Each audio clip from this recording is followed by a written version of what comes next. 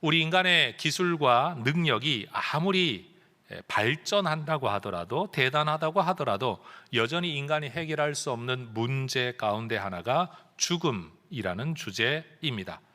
그래서 예로부터 지식, 돈, 권력을 가진 사람들은 그것을 이용해서라도 죽음의 문제를 어떻게든 극복해 보고자 많은 애를 썼습니다. 그래서 영원토록 죽지 않고 살겠다, 영생 불사하겠다, 그리고 죽더라도 죽음 다음 세계에서라도 나는 영원히 살고 싶다, 사후의 영생을 꿈꿔왔던 것이 인류의 역사입니다. 이 땅에서 누리는 이 생명을 이 세상에서 영원히 누리고 싶어 했던 진나라의 시 황제는 불로초를 얻으려고 서복이라는 사람을 중국 동쪽 바다 건너로 보냈다. 오늘날 한국과 일본으로 보냈다는 기록이 사마천의 사기에 남아 있습니다. 또 이 땅에서 누리는 생명을 다음 세상에까지 이어가고 싶어 했던 고대 이집트의 통치자 파라오는 사후 세계의 왕궁을 짓는다는 개념으로 피라미드를 만들었다고 합니다. 여러분, 우리가 현실 삶에서 자주 목격하는 일입니다만 돈과 권력과 지식과 영향력, 세상 말로 연줄이라도 좀 가지고 있으면 뭐라도 시도해 볼 수 있는 일이 많아지는 게 사실입니다. 그러다가 보니까 우리에게 꿈, 소망이라는 단어가 나오면 항상 꿈과 돈, 소망과 돈이 결부되어 표현되어질 때가 참 많습니다. 그래서 우리는 하고 싶은 것을 마음대로 할 수 있는 그 힘을 가지려고, 얻으려고 출세와 성공을 위해 발버둥치며 살아갑니다. 우리 아이들에게도 그렇게 말하지 않습니까? 네가 하고 싶은 거 하면서 원하는 대로 살려면 공부해야 돼, 좋은 대학 가야 돼, 남보다 이겨야 돼, 앞서야 돼 라고 늘 이야기를 하고 있다라는 거죠. 심지어 우리의 아이들에게도 네 꿈이 뭐냐? 라고 물어보면 아이들에게 자주 표현되는 꿈이 유명한 유튜버 되는 거, 그렇죠? 그게 결국 돈 따라오는 일이니까요. 돈, 아름다움, 명예나 인기 같은 것들을 언급하는 말들을 자주 듣게 됩니다. 근데 오늘 성경 본문을 보면 우리 예수 믿는 사람들이 이 세상 살면서 돈, 명예, 지식 다 얻을 수도 있고 추구할 수도 있지만 궁극적으로 우리가 가져야 할 소망이 무엇인가에 관하여 가르치고 있음을 보게 됩니다. 오늘 5개의 성경 구절을 우리가 본문으로 삼았는데 저도 5개의 주제로 오늘 설교를 이어가도록 하겠습니다. 바울은 앞선 본문에서 디모데전서 6장 9절에서 부자가 되기를 원하는 사람들에게 그들이 자주 빠지기 쉬운 어려움과 위험이 있다는 것을 경고했습니다. 부하려 하는 자들은 자기도 원치 않는 사이에 시험과 올무에 빠지고 욕심 때문에 잘못하면 파멸과 멸망에 이를 수 있다라고 경고를 했습니다.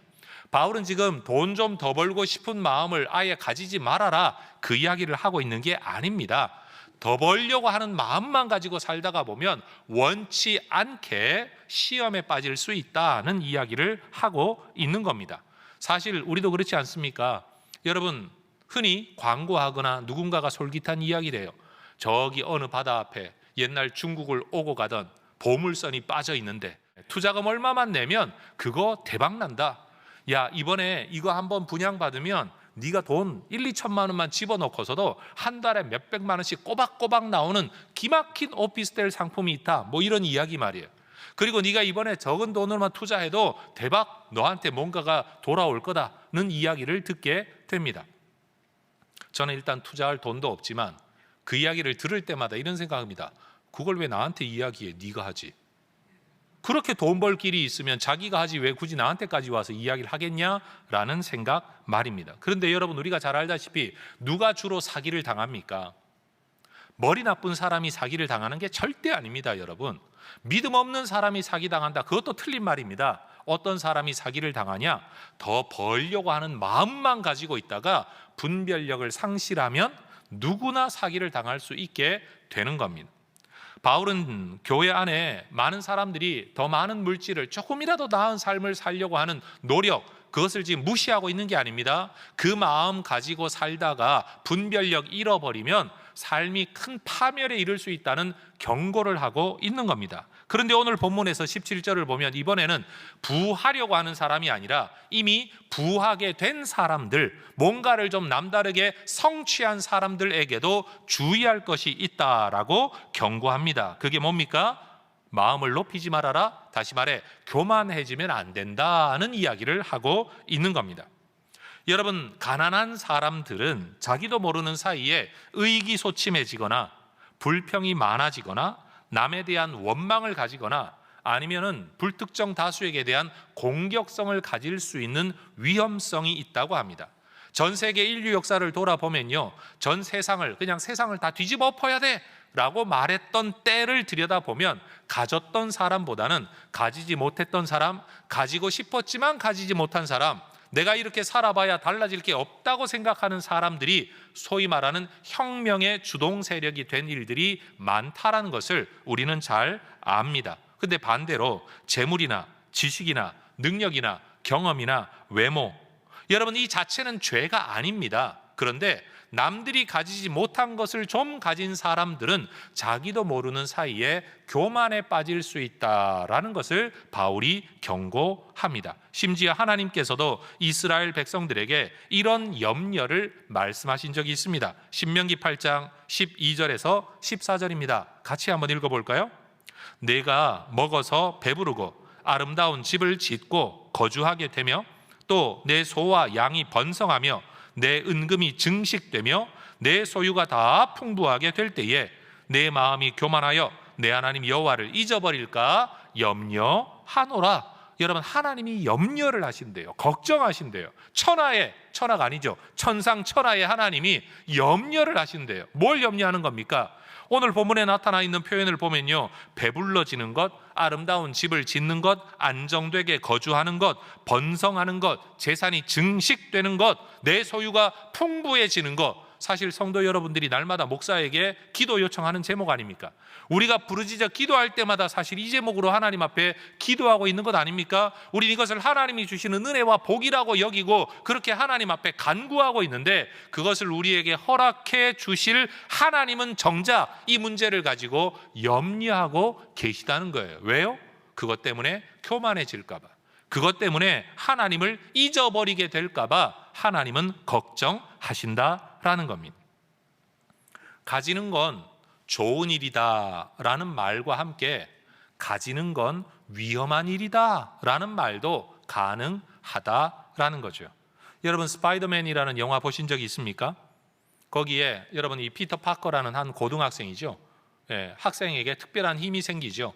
그런데 힘을 가지고 강도, 나쁜 일 하는 사람 모른 척하고 외면했는데 그 강도가 자기의 삼촌을 총으로 쏘아 죽이는 일이 벌어집니다. 그리고 그 삼촌이 죽어가면서 이 스파이더맨이 될 조카에게 남긴 대사가 유명한 말이 있죠. 큰 힘에는 큰 책임이 따른다. With great power comes great responsibility. 한번 따라해 보십시다. 영어는 말하지 않겠습니다. 한국말만 하십시다. 큰 힘에는 큰 책임이 따릅니다. 사실 이러한 표현은 이 영화에서 처음 나온 게 아니고 전 세계 고대로부터 다양한 격언의 형태로 이런 내용이 이어져 내려오고 있다고 합니다.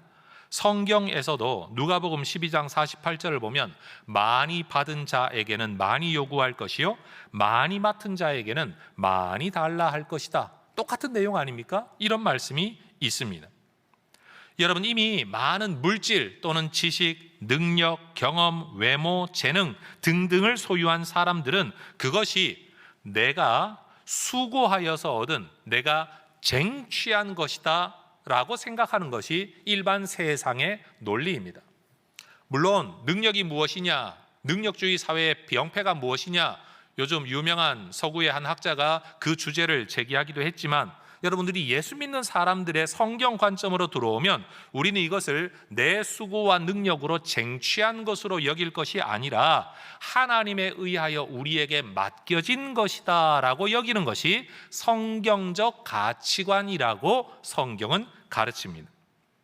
여러분 생각해 보십시오. 수고했다라는 것이 자격이라면 수고한 사람은 다 부자가 되어야 하는데 수고한다고 모두가 부자가 되는 건 아닙니다. 그러면 남다른 수고를 했다라고 하겠지만 내가 한 수고가 남이 한 수고보다 더 많다는 객관적인 증거도 없습니다.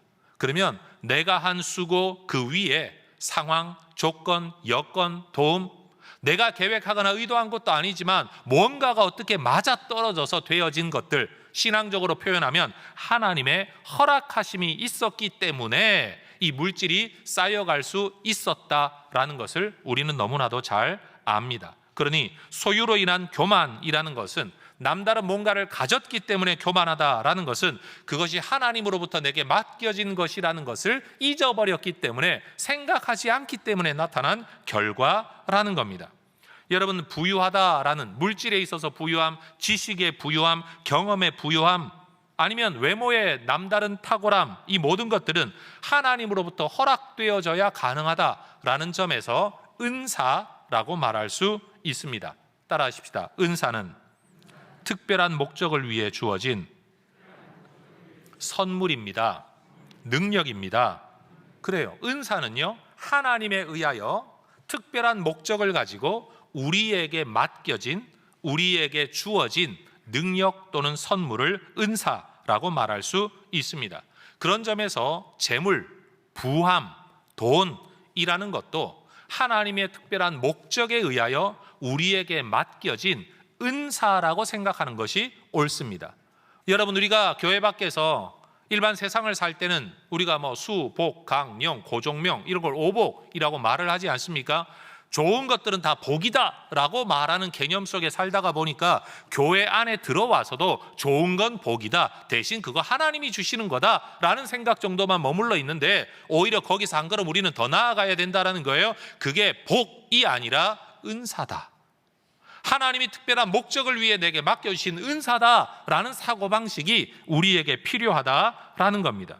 그러니 물질을 소유한 사람은 물질을 가지고 있다는 이유로 마음을 높여 교만할 것이 아니라 내가 감당해야 될 일이 있구나, 이걸 잘 써야 되는 거로구나 라는 책임감, 사명감이 우리에게 필요하다라는 거죠. 그러니 여러분, 남이 가지지 못한 것을 가지고자 하는 마음은 인지상정이겠지만, 남이 가지지 못한 것을 가졌을 때 세상 사람들은 나는 가졌어, 너는 못 가졌지만 교만해질 수 있습니다. 그러나 하나님을 믿는 사람들은 어떻게 생각해야 되냐? 하나님이 남에게 맡기지 않은 것을 나에게 맡기셨구나, 목적이 있겠구나, 이걸 잘 써야 되겠구나 라는 마음을 가져야 된다라는 것이죠. 그러니 오늘 제가 나누고 싶은 첫 번째 주제는 바로 이겁니다. 가진 것이 있는 사람은 교만할 것이 아니라 책임감을 가져야 된다라는 것입니다. 여러분, 돈은 현실적으로 또 실제적으로도 인간 삶에 매우 많은 상황에서 정말 큰 힘을 발휘합니다. 이건 사실입니다. 오죽하면 영어 표현에도 직역을 하면 돈이 말한다, money talks라는 표현이 있습니다. 돈이 말을 한다는 게 아니라 돈이 힘을 발휘한다라는 의미이겠죠. 한국말에도 유전, 무죄, 무전, 유죄. 여러분, 죄의 유무조차도 돈에 의해 결정나는 세상이다라는 탄식 어린 표현이 우리 안에 있습니다. 그렇지만 우리는 압니다.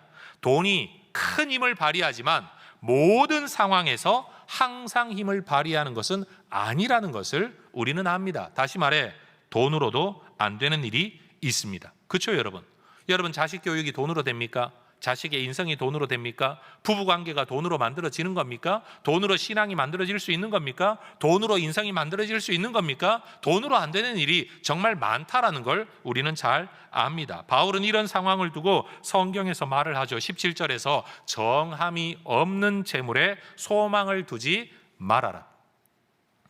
이게 한자를 써야 맞는데요, 대부분의 많은 분들이 이 성경 구절을 잘못 읽어요. 정함이 없는 이라고 읽는데, 깨끗할 정자를 쓰면 정함이 없는 이라고 읽어야 되는데, 원래 이 한자는 정할 정자입니다. 그러니 정함이 없는 재물이라고 읽어야 마땅합니다. 아마도 주식 투자를 좀 해보신 분들이라면 이 구절이 더 실감나게 느껴지실지도 모르겠습니다. 주식의 그래프가 정함이 있습니까? 여러분, 누군가는 하나님의 말씀으로 새벽 기도로 하루를 열지만 누군가는 주식 그래프로 하루를 여는 분들이 우리 주변에 의외로 많습니다. 여러분, 뭔가 더 나아지겠다, 성장하겠다, 내 재산을 증식하겠다는 그 마음 자체를 가지고 죄라고 말할 수는 없지만 우리는 압니다. 여러분, 그래프가 올라가면 내 손에 돈 들어온 것도 아닌데 기분이 좋았다가 그래프가 꺾어지면 내 손에서 돈 나가는 것도 아닌데 갑자기 기분이 나빠집니다. 그것이 우리의 삶을 결정하고 우리의 마음을 결정하고 우리의 기분, 우리의 믿음까지 결정하는 일들이 얼마나 많습니까? 천하의 부자였던 솔로몬도 재물을 두고 뭐라고 말을 했느냐? 잠언 23장 5절에서 재물은 허무한 것이다. 재물은 스스로 날개를 내어 하늘을 나는 독수리처럼 어느 한순간에 날아가 버리는 것이다 라고 이야기를 합니다. 오늘 바울이 말하고 있는 내용과 너무나도 흡사하지 않습니까? 디모데전서 6장 7절이 말하는 것처럼 우리는 이 땅에 올 때 뭘 가지고 온 사람이 아닙니다. 또한 갈 때도 아무것도 가지고 갈 수 없습니다. 그러니 여러분, 정함이 없는 재물은 영원하지 않기 때문에 참된 그리스도인은 하나님만을 영원하고 온전한 피난처로 삼고 소망으로 삼는 것이 옳다라는 겁니다. 그럼 누군가 말씀하겠죠. 목사님, 저는 하나님이 소망이 맞아요. 하나님을 의지합니다. 그런데 하나님 의지하여 돈을 벌려고 하죠. 그런데 하나님을 의지하는 것과 하나님 때문에 기뻐하는 마음보다 하나님 의지해서 돈을 벌려고 했는데 돈을 못 벌면 하나님에게 원망을 하죠. 그러면 이 사람은 하나님을 더 많이 의지하는 사람입니까? 돈을 더 많이 의지하는 사람입니까? 여러분, 우리도 예배를 이렇게 잘 드리고 있는데 예배 잘 드려놓고도 다른 요인 때문에 예배 은혜를 까먹어버리는 사람이 있는가 하면 다른 일들이 다 안 좋은데도 불구하고 예배 때문에 기뻐하고 감사하는 사람이 있습니다. 전혀 다른 두 부류의 사람이에요. 무엇을 더 많이 의지하고 있느냐, 무엇을 마음에 더 큰 기쁨의 이유로 삼고 있느냐라는 이야기이죠. 바울이 지금 이야기할 때 예수 믿는 사람들이 하나님 소망을 가져야 된다 이 말을 하면 하나님에 대한 소망이 없는 그리스도인이 누가 있겠습니까? 그런데 바울은 지금 그 수준의 이야기를 하고 있는 게 아닌 겁니다. 시편의 기록자도 이렇게 노래를 했습니다. 시편 49편 6절에서 10절입니다. 제가 읽겠습니다. 자기의 재물을 의지하고 부유함을 자랑하는 자는 아무도 자기의 형제를 구원하지 못하며 그를 위한 속전을 하나님께 바치지도 못할 것은 그들의 생명을 속량하는 값이 너무 엄청나서 영원히 마련하지 못할 것임이니라. 그가 영원히 살아서 죽음을 보지 않을 것인가? 그러나 그는 지혜 있는 자도 죽고 어리석고 무지한 자도 함께 망하며 그들의 재물은 남에게 남겨두고 떠나는 것을 보게 될 거다. 여러분, 지금 이 시편의 기록자가 하고 있는 말이 바울이 하는 말과 너무 비슷하지 않습니까? 재물을 의지하는 자, 부유함을 자랑하는 자, 자랑하고 있지만 그 돈 가지고 뭘 할 수 있냐? 형제를 구원할 수 있냐? 죽음에서 사람을 살릴 수 있냐? 요즘 흔히 하는 말로 여러분, 그 많은 돈으로 병원을 사고 의사를 샀다고 칩시다. 수술 한 번 잘해서 죽어가는 사람을 살려놓았다고 하더라도 그 사람을 어떻게 영원히 살 수 있게 만들겠습니까? 여러분, 지옥 갈 사람을 돈으로 어떻게 건져낼 수 있겠습니까? 만약 하나님께서 한 영혼을 천국으로 보낼 때 네 돈 한번 내놔봐라 하면 여러분, 우리가 얼마나 많은 돈을 내놓아야 그 사람을 과연 지옥에서 천국으로 옮겨놓을 수 있겠습니까? 결국 우리는 이 땅을 사는 동안에 있는 자도 죽는 것을, 없는 자도 죽는 것을, 배운 자도 죽는 것을, 못 배운 자도 죽는 것을 보게 될 거다. 그게 인생이다. 그런데 세상을 살면서 어떻게 재물을 의지하고 부유함을 자랑하겠느냐라는 거죠. 시편 52편 7절과 8절을 보면 이 세상에서 두 가지 의지처를 가진 사람의 모습을 대조합니다. 이 사람은 하나님을 자기 힘으로 삼지 아니하고 오직 자기 재물의 풍부함을 의지하며 자기의 악으로 스스로 든든하게 하던 자가 있는가 하면, 그러나 나는 하나님의 집에 있는 푸른 감람나무 같으며 하나님의 인자하심을 영원히 의지하리로다. 어떤 사람은 하나님을 자기의 힘과 의지로 삼는가 하면 누군가는 자기 재물의 풍부함을 의지하고 자기의 꾀를 의지하며 살아가는 사람이 있다라는 겁니다. 전 우리 모두가 하나님을 의지하고 하나님을 소망으로 삼는 하나님의 백성들 되기를 주의 이름으로 축원합니다. 바울이 지금 디모데에게 권면하는 내용이 그겁니다. 네가 왜 목회하는 거냐? 네가 뭘 가르치는 거냐? 성경을 통하여 어떤 성도들을 만들려고 하는 거냐? 하나님을 소망으로 삼고 살아가는 성도들이 되도록 성경을 가르치는 것, 그게 너의 직무다. 지금 그 이야기를 하고 있는 거죠. 한자어로 소망이라는 것은 바랄 망자의 바 소자, 바라는 바, 이게 소망이라는 단어예요. 근데 뭔가를 바라는 바라는 것도 소망이지만 저는 소망이라는 단어를 생각할 때마다 오히려 한자어를 고쳐 쓰고 싶어요. 내가 내 마음을 두고 싶은 장소, 그게 소망이 아닌가, 혼자서 그렇게 생각을 한다라는 겁니다. 하나님을 우리의 인격의 중심에 모시는 것이 믿음이겠지만 그 믿음을 가진 사람들이 내 마음의 중심을 어디에다 주고 살아갈 거냐 하는 것도 그 사람의 믿음, 그 사람의 소망을 보여준다라는 거죠. 여러분, 영원하신 하나님을 밀어내고 정함이 없는 재물을 그 자리에 두는 것, 마음의 중심에 두는 것, 이거 진정한 믿음의 사람의 모습이 아닌 거죠. 그리고 정함이 없는 무엇인가에 자꾸만 마음을 두고 내가 원하는, 열망하고 욕망하고 희구하고 바라는 뭔가에 내 마음을 두긴 했는데 여러분, 이게 이루어지지 않는다는 이유로 하나님에 대한 믿음과 신뢰와 사랑이 여러분 흐트러지고 있다면 나는 지금 하나님을 사랑하고 의지하는 자가 아니라 이것에 바라보면서, 그것만 바라보면서 마치 사기당하는 어떤 사람들처럼, 아니 돈 좀 벌겠다는 게 잘못입니까? 잘못이 아니에요. 다시 말하지만. 그런데 돈 벌겠다는 마음만 두면서 인격을 깨뜨리고 관계를 깨뜨리고 믿음을 깨뜨리고 건강을 깨뜨리면서 여러분 판단력과 상식과 윤리성과 도덕성마저 포기하며 살아가는, 그게 잘못인 것처럼 세상에 있는 것들을 소원할 수는 있지만 여러분, 그 세상의 것을 소원한다는 이유 때문에 하나님에 대한 믿음과 말씀에 대한 순종을 깨뜨려 나아가고 있다면 이건 매우 위험한 지경에 있는 일이라는 사실이죠. 그럼 우리는 어떻게 살아야 되나요? 다시 말해, 첫 번째 우리가 살펴보았던 주제처럼 가진 것 좀 있다고 교만하지 말고 가진 것을 사명으로 알아야 된다고 생각을 한다면, 재물이 아니라, 변하는 것이 아니라 영원한 하나님에게만 소망을 두어야 한다면 그럼 우리는 어떻게 살아야 되는 거냐? 그 삶의 방식을 18절에서 바울이 권면하죠. 그럼 어떻게 살아야 되냐? 가진 것을 가지고 선을 행하고 선한 사업을 많이 하고 나누어 주기를 좋아하며 너그러운 삶을 살아가는 것, 그게 바로 하나님의 백성들의 삶이다라는 겁니다.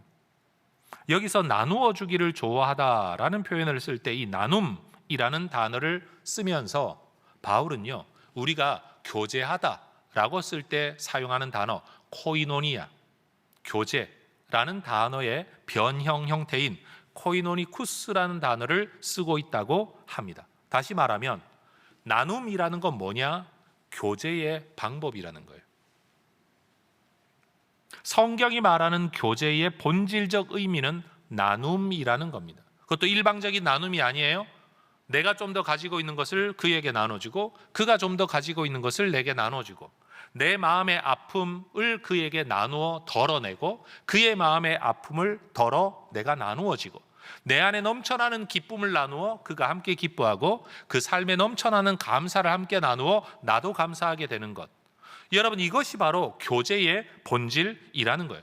그러니 코이노니아와 코이노니쿠스라는 여러분 같은 의미에서 파생되어진 단어를 성경이 사용하고 있다는 이것만 보더라도 성경이 말하는 교제의 본질은 함께 나누는 것, 공유하는 것, 서로가 도와주는 것이라는 것을 알 수 있는 거죠. 나눔이 없는 관계는 교제가 아닌 겁니다. 성도 여러분, 우리의 관계, 우리의 교제가 나눔으로 실천되기를 주의 이름으로 축원합니다. 사실 한국 사람들은 이걸 너무 잘 알아요. 함께 만나서 뭘 먹지 않는 이상 진정으로 만난 게 아니죠. 그렇죠? 한국 사람들이 일단 함께 먹어야, 그렇죠? 함께 먹어야, 서양 사람들처럼 네 거 네가 먹고 내 거 내가 먹는 게 아니라 여러분 한 숟가락 같이 집어넣고 먹어야 뭔가 만났다, 교제했다라고 인식되어지는, 이게 한국 사람들이 가진 정서인데 여러분 그것을 먹는 것에만 국한시킬 게 아니라 내 속마음, 내 인생의 계획, 내 아픔, 기도의 제목, 심지어 소유조차도 나눌 수 있는 단계까지 들어갈 수 있기를 바랍니다. 물론 모든 사람과 똑같은 수준의 교제를 할 수는 없습니다. 교제의 깊이가 다르니까요. 근데 여러분 최소한 한 교회를 섬기는 우리 혜성의 가족들이라면 여러분 그 나눔의 깊이가 더 많이 깊어질 수 있기를 저는 기대합니다. 한 가지 비유를 제가 한번 들어보겠습니다. 구호를 위한 어느 단체에서 기부금을 모았다고 칩시다. 그 기부금을 모아서 필요한 곳에 나누지 않고 내가 썼다면 여러분, 이것은 횡령이죠. 제 이해가 맞습니까? 목적을 위해 맡겨진 것을 목적을 위해 쓰지 않고 다른 용도로 내가 써버린 건 횡령입니다. 우리에게 남다른 건강, 지식, 경험, 배경, 돈, 능력 뭐가 있다고 할지라도 제가 이것을 은사라고 그랬습니다. 하나님께서 목적에 의해 내게 맡기신 겁니다. 그러면 이것을 하나님의 목적에 맞게 하나님의 영광을 위해 하나님이 기뻐하시는 다른 누군가를 위해 사용해야 마땅한데 이것을 나만을 위해 써버리면 나는 뭐가 되는 거죠? 횡령 범죄자가 되는 겁니다. 여러분, 세상에서는 이런 말 절대 하지 않습니다. 말도 안 되는 이야기죠. 말도 안 되는 논리죠. 아니, 내 걸 내 마음대로 쓰는데 네가 왜? 라고 말하는 게 세상의 논리입니다. 성경 이야기를 제가 하고 있는 겁니다. 하나님을 전제로 이야기하고 있는 겁니다. 성경의 가르침을 전제로 했을 때 하나님이 허락하시지 않는 한 내게 주어지지 않고 내가 원한다고 이루어지는 게 아니라 하나님의 뜻하심이 있어 내게 맡겨진 은사라고 한다면 하나님의 목적과 뜻을 위해 이것을 사용한, 물론 나를 위해서도 쓰는 게 맞습니다. 하나님 그렇게 하시니까요. 근데 나만을 위해 쓰고 있다면 그게 횡령이라는 사실이에요. 그러니 오늘 본문은 18절에서 말을 하는 거예요. 네게 맡겨진 것을 가지고 선을 행하고 선한 사업을 많이 하고 나누어 주는 거 마지못해 하지 말고 좋아하고 다른 사람에게 대하여 너그러운 태도를 가지고 살아가야 한다라는 겁니다. 여러분, 우리가 이런 마음을 가지고 살아갈 수 있기를 바랍니다. 그럼 누군가 질문하겠죠. 목사님, 아니 내 것을 가지고 기를 쓰고 벌어가지고 남만을 위해 쓰면 나는 뭐가 되는 겁니까? 거기에 대한 대답을 바울이 하고 있습니다.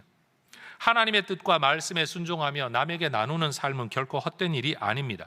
허비하는 일이 아닙니다. 하나님은 우리에게 은혜와 은사도 주시는 하나님이시지만 그 은혜와 은사를 잘 사용하면 그에 따른 또 다른 상급도 주시는 분이 하나님이십니다. 내게 맡겨진 은사를 써버리면 없어지는 게 아니라 은사를 쓴 것의 유익은 상대방이 누리겠지만 거기에 대한 상급을 또 하나님이 내게 주신다라는 말이에요. 그러니 19절의 말씀을 보세요. 이것이 뭡니까? 이 말씀을 따라 잘 살아가는, 성경에 기록되어져 있는 이런 물질에 대한 개념을 제대로 가지고 살아가는 것이 장래에 자기를 위하여 좋은 터를 쌓는 일이 되고 참된 생명을 취하는 일이 된다. 두 가지입니다. 어떤 분은 이것을 이렇게 번역을 했습니다. 이 상에서 명령된 말씀을 잘 지키고 살아감으로써 우리는 영원토록 무너지지 않을 보물 창고를 짓게 되고 참된 생명을 얻게 될 것입니다. 참된 생명, 다시 말해 영원한 생명도 얻게 되고 하늘의 보물 창고도 가지게 된다라는 거예요.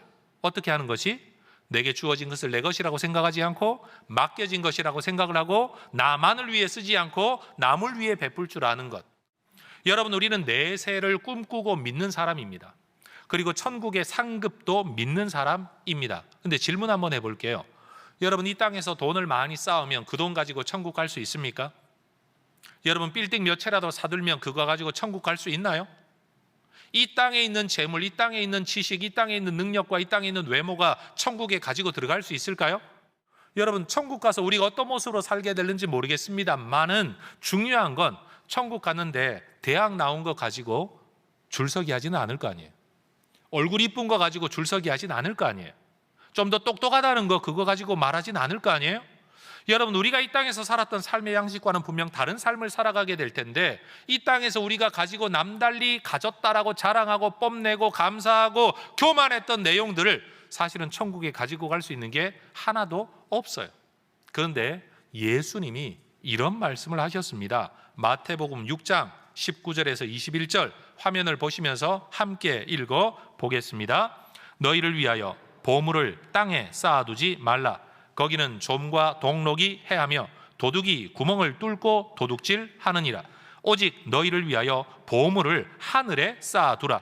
거기는 좀이나 동록이 해하지 못하며 도둑이 구멍을 뚫지도 못하고 도둑질도 못하느니라. 내 보물 있는 그곳에는 내 마음도 있느니라. 여러분, 하늘에서 뭔가를 쌓고 하늘에서 내 것으로 받을 게 있다라는 상급의 개념, 상의 개념은 인간이 만들어낸 흔히 종교와 특별히 기독교를 비난하는 사람들이 말하는, 목사들이 교인들에게 돈을 울궈내기 위하여, 헌신을 울궈내기 위하여 지어낸 교리다라고 말을 하고 있지만, 정작 이 예수님의 말씀, 마태복음 6장의 말씀에 근거하면 예수님이 이 말씀을 직접 하셨다라는 겁니다. 하늘에 창고가 있다, 너만을 위한 창고가 있고 너에게만 돌아가는 뭔가가 있다. 그런데 중요한 건 뭐냐? 그게 돈을 그냥 가져가는 것도 아니고, 여러분 이 땅에서 잘난 것을 그냥 가져가는 것도 아니라는 겁니다. 녹 쓰는 것, 곰팡이 끼는 것, 그런 건 가져갈 수 있는 게 아니라는 거예요. 우리가 대단한 지식을 가지고 있다라고 말하지만 사실 지식이라는 것도요, 여러분 시간이 흐르고 나면 옛날 내가 알고 있었던 지식이 별것 아닌 지식인 시대가 올 겁니다. 그 지식 가지고 천국 가서 뭘 하겠다는 말입니까? 예수님이 하시는 이 말씀은 이 땅에서의 어떤 삶에 근거하여 천국 하늘 보화 창고에 쌓이는 삶이 있다고 말씀하시는 거예요. 돈을 쌓는다고 말씀하지 않으시고 이 땅에서의 삶을 통하여 쌓아가는 게 있다라는 겁니다. 저는 이 진리를 우리 모두가 깨달을 수 있기를 소망합니다. 세상 사람들은 선한 일, 좋은 일을 하면 박수 쳐주고 알아주고 높여줌으로써, 명예로서 이 일에, 선한 일에 보답을 합니다. 죽고 나면 끝이라고 생각하는 사람들이니까 말이에요. 근데 예수 믿는 사람들은요, 내세를 믿는 사람 아닙니까? 그리고 천국의 상급을 믿는 사람 아닙니까? 하나님 기뻐하시는 일을 하면 하늘에서 내게 주어질 보화가 있다라고 믿는 사람들, 우리의 논리와 우리의 성경 가르침에 근거하면 예수 믿는 사람들이 선한 일을 가장 많이 해야 될 줄로 믿습니다. 그게 논리적으로 맞는 일이에요. 믿지 않는 사람들조차도 선한 일을 저렇게 많이 하고 많이 베푸는데, 예수 믿고 천국의 상급을 쌓는 일이 있다고 하는데도 우리가 선한 일을 하지 않는다면 우리의 믿음 자체가 모순되는 거죠. 앞뒤가 안 맞는 거죠. 천국도 믿고 있고, 하나님 눈 시퍼렇게 뜨고 다 지켜본다는 것도 믿고 있고, 천국에서 하나님이 상급으로 갚아주신다는 것도 믿고 있는 우리가 정작 이 땅을 어떻게 살아가고 있냐? 우리의 믿음과 우리의 삶이 너무 모순되는 거 아니냐? 이 질문을 우리에게 해야 된다라는 거죠. 여러분, 우리 자신을 위해 불을 쌓되 썩어 없어지고, 여러분 곰팡이 끼고 녹쓰는 이 세상이 아니라, 도둑질 당하는 이 세상이 아니라, 주가가 오르내리는 이 세상이 아니라 영원한 하늘 창고에 우리의 재산을 확실하게 쌓는 길은 하나님의 말씀에 순종하여 주의 복음과 남을 위하여 베푸는 것이라는 것을 믿습니다. 전 우리 혜성 가족들이 그렇게 믿고 살아갈 수 있기를 소망합니다. 그리고 다섯 번째 주제, 그래서 바울은 디모데가 교회의 바른 교훈, 다시 말해 예수 믿으면 구원 얻는다라는 가르침만이 아니라 디모데전서 1장에서부터 지금껏 계속 해왔던 이야기, 직분의 이야기, 바른 교훈의 이야기, 종과 상전의 이야기, 남편과 아내의 이야기, 이 땅에서 우리 예수 믿는 사람이 어떻게 삶을 살아가야 되느냐에 대한 이 가르침을 네가 교회 안에서 잘 가르치기를 원한다라고 권면하는 겁니다. 따라하십시다. 너에게 부탁한 것을 지키라. 그래서 여러분, 저도 지금 이 일을 하고 있는 겁니다. 여러분, 교회가 가르쳐야 할 것은 성경이고, 성경에 기록되어 있는 내용을 가르치는 게 목사의 직무예요. 미주알 고주알 성경이 말하는 대로 가르쳐서 우리 성도들이 말씀대로 살아가는 사람이 될 수 있도록 가르치는 거, 여러분 바울이 디모데에게 권면한 것이고, 그 뒤를 이어받은 저에게도 바울이 지금 아마 권면하고 있을 것이겠죠. 어르신들이 긴 인생을 살다가 보면 다양한 모습으로 살아가는 많은 사람들을 경험하게 됩니다. 잘난 사람, 못난 사람, 멋진 사람, 못난 사람, 별의별 사람 다 있죠. 바울도 일생을 복음의 사역자로, 교회 사역자로 사는 동안에 참 다양한 사람들을 보았겠죠. 자신에게 맡겨진 복음의 사명을 멋지게 감당하는 종들도 있었겠지만, 복음의 사명을 버리고 세상을 사랑하여 떠나버린 사람들도 그는 보았습니다.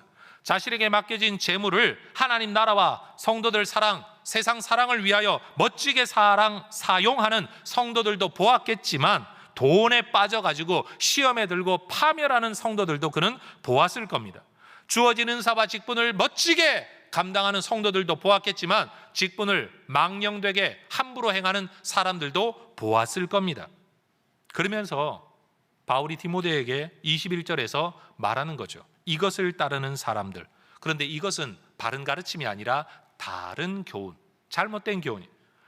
세상의 욕망을 따르는 사람들이 있어 믿음에서 벗어난 사람들 내가 많이 봤다는 이야기를 하고 있는 겁니다. 따라야 할 가르침, 바라보아야 할 표적을 놓쳐버리고 믿음에서 벗어나 버린 사람, 궤도에서 벗어난 인생, 자기는 옳다라고 나는 열심히 살고 있다고 말하지만 정작 하나님의 눈에서는 벗어나 있는 삶을 살아가는 사람들을 많이 보았다라는 겁니다. 그러니 디모데에게 권면하는 거죠. 20절, 디모데야, 망령되고 헛된 말과 거짓된 지식의 반론 같은 거 다 피해라. 그런 거 피해라. 쓸데없는 변론 피해라. 쓸데없는 말장난 피해라. 쓸데없는 세상의 논리 피해라. 하나님의 말씀 붙들고 네게 맡겨진 일 잘 감당해라. 그러면 21절, 은혜가 너희와 함께 있을지어다. 너에게도 있겠지만 이 말씀을 따라 살아가는 너의 성도들에게도 하나님의 은혜가 임할 것이다 라는 겁니다. 제가 질문 한번 해보겠습니다. 예를 들어 여러분이 사장님이라고 칩시다. 고용주, 사용자, 사장 뭐라고 표현하든지 여러분을 리더라고 치십시다. 여러분과 함께 일하는 직원들 가운데, 사람들 가운데 정말 성실하게 시키는 대로, 원칙대로, 때로는 재량권을 이용하여서 더 일이 잘 되도록 성실하게 일하는 사람이 있으면 여러분은 그 사람을 눈여겨보겠습니까? 아니면 잊어버리고 말겠습니까? 눈여겨보시겠죠. 여러분, 사람도 남다른 사람을 눈여겨봅니다. 여러분, 우리 하나님 살아계십니까? 죽어 계십니까? 살아계십니다. 하나님 우리의 삶을 보십니까? 안 보십니까? 보십니다. 말씀대로 살면 바보 같아요. 말씀대로 살면 손해볼 때가 있어요. 말씀대로 살면 어리석어요. 세상 살아가는 흐름을 보면 우리 말씀대로 사는 사람들은 정말 바보 같죠. 그런데 하나님 보십니다. 그리고 그 모든 것의 주권이 누구에게 있어요? 세상에 있습니까? 마귀에게 있습니까? 하나님께 있습니다. 그래서 우리 모두가 하나님의 은혜가 함께하는 길은 뭐냐? 세상 잔머리 굴리며 살아가는 게 아니고 말씀대로 살아가는 길이라는 것을 여러분 우리는 진짜로 믿어야 할 겁니다. 오늘 본문의 기록 말씀을 그냥 읽어보다가 보면 표면적으로는요, 교회 공동체 안에 속해 있는 좀 가졌다라는 사람들을 대상으로 하는 구절이라는 것을 부자들에게 대하여 지금 말하고 있는 거 아닙니까? 가진 사람들에 대해 말하고 있는 것 아닙니까? 그러다 보니 오늘 설교를 들으시는 분들 중에 어떤 분들은 목사님, 불로초는 고사하고 홍삼도 마음껏 못 먹고 있는데, 피라미드는 고사하고 내 죽을 묘지 하나 지금 준비해 놓지 못했는데, 나는 부자가 아니니까, 가진 사람이 아니니까 지금 목사님이 하고 있는 말씀은 내게 주시는 하나님의 말씀이 아닌 것 같아요 라는 생각을 하실 분이 계실까 봐 준비했습니다. 들어보십시오. 세계가 만일 100명의 마을이라면 이라는 아주 재미난 제목의 그림책이 있습니다. 무슨 책이라고요? 그림책. 어렵지 않아요. 여러분 5분만 있으면 다 읽어요. 5분도 안 걸려요. 그런데 이 책이 정말 재미난 건 뭐냐? 전 세계 인구를 100명으로 계산을 하면, 이게 100분율이잖아요 사실.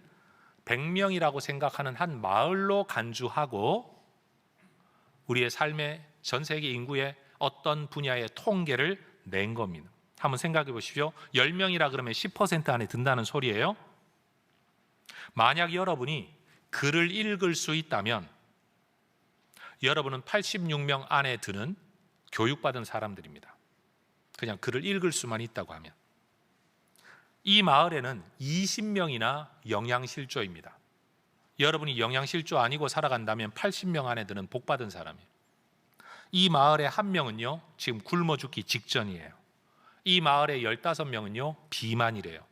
이 마을의 17명은 깨끗한 안전한 물을 마실 수 없는 지경에 있다고 합니다. 그리고 이 마을에서 괴롭힘, 체포, 고문, 죽음을 겁내지 않으면서 내 신념과 양심에 따라 말하고 움직일 수 있다면, 제가 표현을 좀 더 바꿀게요. 내가 원하는 대로 말하고 하고 싶은 대로 마음껏 이동할 수 있는 자유, 내가 말하고 이동함으로써 체포당하거나 괴롭힘을 당하거나 고문당하거나 죽임당할 걱정을 하지 않고 살아갈 수 있다고만 하더라도 그 사람은 이 마을에서 52명 안에 드는 복받은 사람이에요.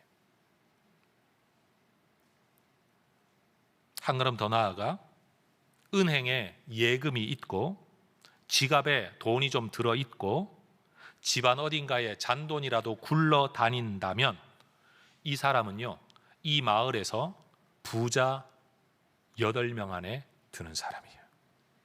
몇 명이라고요? 80명 아니에요. 8명 안에 들어요. 자가용을 가지고 있다. 7명 안에 드는 부자예요. 컴퓨터가 있다. 2명 안에 드는 부자예요. 대학을 졸업했다. 1명이래, 1명. 여러분, 이 기준을 두고 보면 우리는 가진 자들입니까? 못 가진 자들입니까? 인정하기 싫으신 모양이군요. 그래도 나는 없어요 라고 말씀하고 싶으신가 봐요. 우리 사회는 절대적 빈곤보다는 상대적 빈곤에 의한 박탈감이 사실은 더 큰 문제입니다. 정확히 말하면 우리는 가지지 못해서 힘들어하는 게 아니고요, 더 많이 가지지 못해서 힘들어하고 있는 거죠. 못 버는 게 아니라 더 벌고 싶은데 마음대로 안 돼요. 속상한 게 우리의 삶이죠.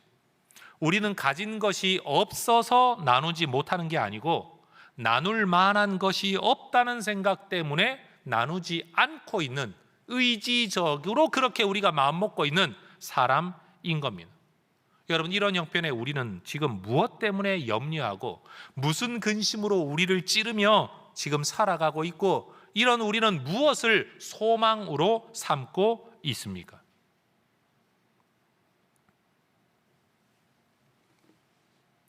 가지지 못했다라고 말할 때는 항상 나보다 더 가진 사람을 비교 대상으로 삼잖아요. 그렇죠?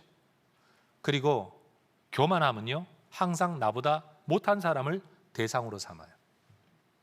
똑같은 일을 여러분 논리적으로는 이게 가능해요?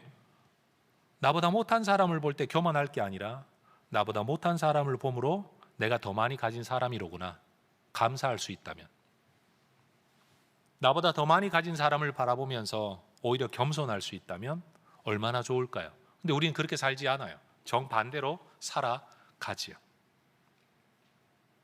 여러분, 저는 성도 여러분들이 분명 지금보다도 더 벌 수 있고 더 누릴 수 있기를 저는 목사로서, 한 사람의 인간 목사로서 축복하고 싶습니다.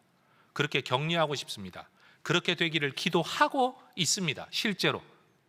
그런데 여러분, 기억하십시다. 그럼에도 불구하고 그것은 우리의 원함이고요, 우리의 현실 속에서 우리가 지켜야 할 것이 있고 따라야 할 것이 있고 실천해야 할 것이 있다라는 게 성경의 가르침입니다. 더 벌면 하겠습니다가 아니라, 더 나아지면 하겠습니다가 아니라, 더 벌고 나아지는 건, 꿈꾸고 노력하고 애쓰는 건 그건 그대로 살되 지금 우리가 해야 될 게 있다라는 거예요. 그래서 부하려 하다가 시험에 빠져 파멸과 멸망에 이르지 않게 되시기를 여러분 축복합니다. 성도 여러분, 저는 우리의 혜성 가족들이 하나님의 말씀을 따라 오늘을 감사하며 또 더 나아지는 미래도 꿈꾸면서 동시에 하나님의 말씀을 따라 선한 일에 부요한, 선을 행하기를 기뻐하는, 나누어 주기를 좋아하는 하나님의 백성들 되시기를 축복합니다. 그러면 우리에게는요, 기쁨이 생길 거예요. 여유가 생길 거라고 저는 생각을 해요. 남다른 뭔가를 조금 더 가졌다는 이유로 교만하지 않아야 합니다. 정함이 없는 재물, 그거 소망 제 대상으로 삼으면 안 됩니다. 있으면 쓰고 없으면 안 쓴다 이러고 말아야지, 그걸 소망으로 삼고 기쁨으로 삼고 달려가다가는 우리의 삶이 어려워진다라는 거예요. 오직 하나님만 소망으로 두면 얼마나 좋을까요?